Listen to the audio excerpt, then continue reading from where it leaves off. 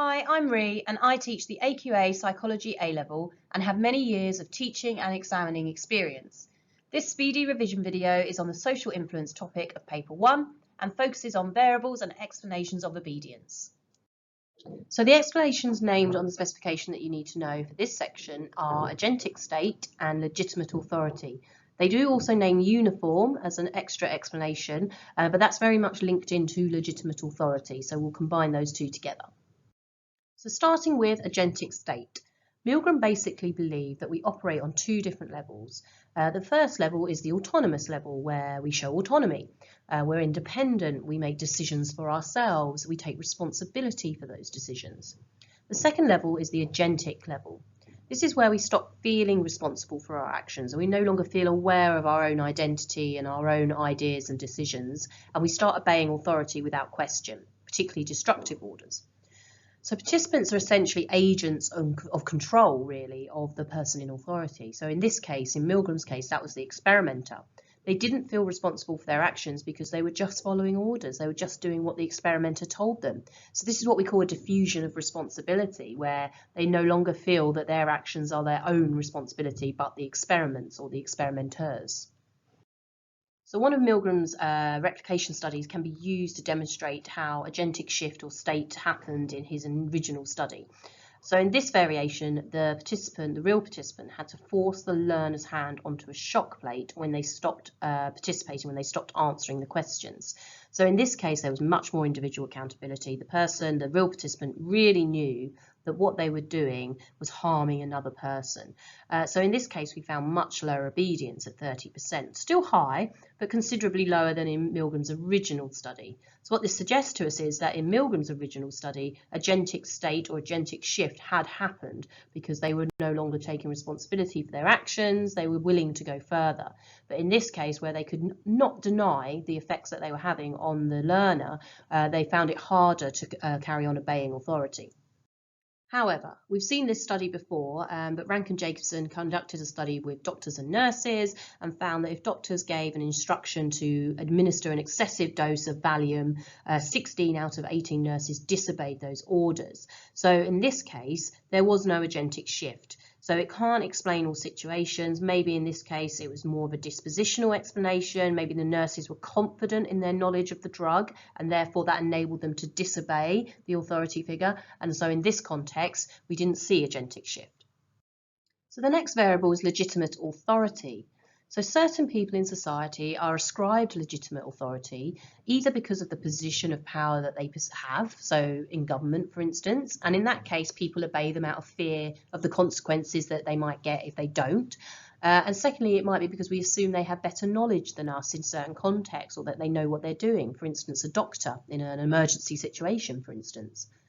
Uniform is very much a part of this legitimate authority because it's a symbol. It tells us when someone is in a position of power or a position of authority. So a lab coat in Milgram's experiment was a symbol of authority, just as equally a uniform like police uniform could show someone's authority. So evidence of legitimate authority can also be found in one of Milgram's variations. So in this one, the experimenter was called away because he got an inconvenient phone call. And so a member of the public comes in to take his place instead. And obviously this member of the public is just dressed in normal clothes, no lab coat to signify they're an experimenter, and therefore maybe reducing their legitimate authority. And in this case, we do see lower obedience, 20%. So this suggests that the power of the lab coat, but also the experimenter being an experimenter of the university, has legitimate authority. And when that's taken away, we're less likely to obey. So this is another study that you could use to support the role of uniform and legitimate authority, which is by Bickman. So in this case, he asked 3 actors just to dress up in either normal clothes, dress up as a milkman or as a security guard. And then they went out onto the street and asked the public to do things for them, like pick up a paper bag or give them some money to go in the parking meter. Most of the public were more willing to obey the security guard and least likely to obey the actor in normal clothes. So again, showing the importance of uniform as a symbol of legitimate authority. So moving on to the dispositional explanation for obedience now. A dispositional explanation is basically one that suggests that our personality or our disposition is what's important in determining our behaviour, and in this case, obedience to authority. There's only one named on the specification that you need to know, and that's the authoritarian personality. So the authoritarian personality was invented by a guy called Adorno and his colleagues, and basically they created a questionnaire known as the F scale or fascism scale, which measures the attitude of what they call the authoritarian personality. And they administered this questionnaire to 2,000 middle-class white American people and then came to a conclusion about what type of personality would make you more likely to obey authority. So Adorno found that if you scored highly on the F scale, then you're very conscious of the social hierarchy in society. You're very respectful to authority, and you have very fixed stereotypes about what people are and who they should be in society. They tend to be more prejudiced, so the higher the score, the more prejudiced they are towards those that they perceive to be below them in the social hierarchy. So in conclusion, those with an authoritarian personality are much more likely to obey authority, particularly destructive orders. They're very contemptuous towards people with inferior social status and have very conventional or traditional attitudes towards things like sex, race, and gender. They believe that in order for a country to do well, they need strong leaders to enforce these traditional values, and they're very inflexible in their outlook. So everything is either right or wrong. They don't have any sort of middle ground or grey areas. So what's the actual origins of the authoritarian personality? Well, it's very much based on a psychodynamic explanation by Freud, where everything comes from our childhood. So these children would have been treated quite harshly and had very strict parenting towards them, and therefore they have a sort of unconscious hostility towards their parents, even though outwardly they would have been submissive and seem to idealise their parents and want to be like them. But then when they grow up in later life, they have this kind of hostility bubbling under the surface, so they displace this hostility onto minority groups or people below them in the social hierarchy. And they're very submissive to authority figures, just as they were to their own parents when they were young. So this explains why they're much more likely to obey the orders of an authority figure in comparison to others. So first of all, evidence to support Adorno was that if we looked at 20 obedient participants from Milgram's study, so those who obeyed orders, and compared them to disobedient participants who refused to go on, those who obeyed scored much higher on the F scale than those who disobeyed, seemingly to suggest that the authoritarian personality might be the explanation for this. However, some criticise this by talking about acquiescence bias. All the questions in the F scale are worded in the same direction, and if you just ticked all the same boxes all the way down, you get a high score automatically because of the way the questions are worded.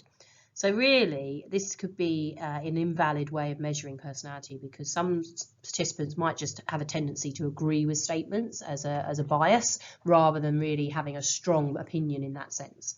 It's also very unrealistic to take these findings and use them to sort of explain things like the Second World War, which is what Milgram was trying to do, because to assume that one country all has the same personality type is very, very reductionist and unrealistic in that sense. We know there are many subcultures within a society and many different parenting techniques as well. So the third and final part is looking at situational variables. So in this case, there are two named on the specification, which are proximity and location, and we need to know how this affects obedience. So there are two parts to proximity. First of all, talking about the authority figure. So if the legitimate authority figure is in your presence, then we find it harder to resist obedience. However, if you can see the consequences of your actions, so in Milgram's case, if you could see the learner getting shocked, then it is harder to obey those orders.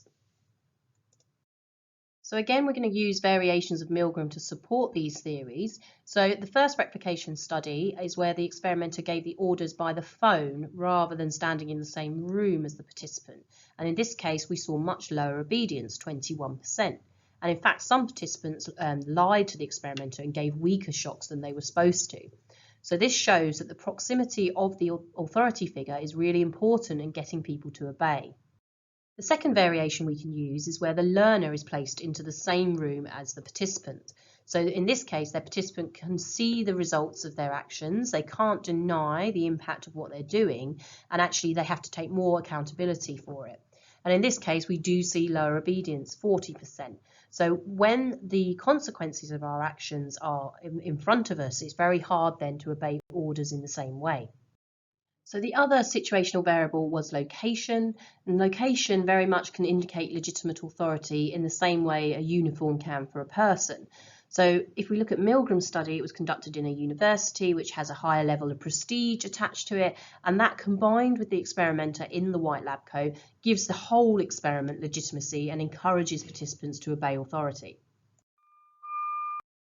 So to finish off, here is a table of different variations of Milgram and how we could use them for different situational variables and explanations that affect obedience. The specification does say that you should use Milgram to support these, and so that's why I've included it here. So you can clearly see that different variations and how they relate to the different variables or explanations in the specification. That brings us to the end of this revision video. If you found this video helpful, then hit subscribe for more revision help. And you can also find me on Instagram and TikTok for psychology related content. And of course, you can find a range of revision resources available at psychologywithre.com.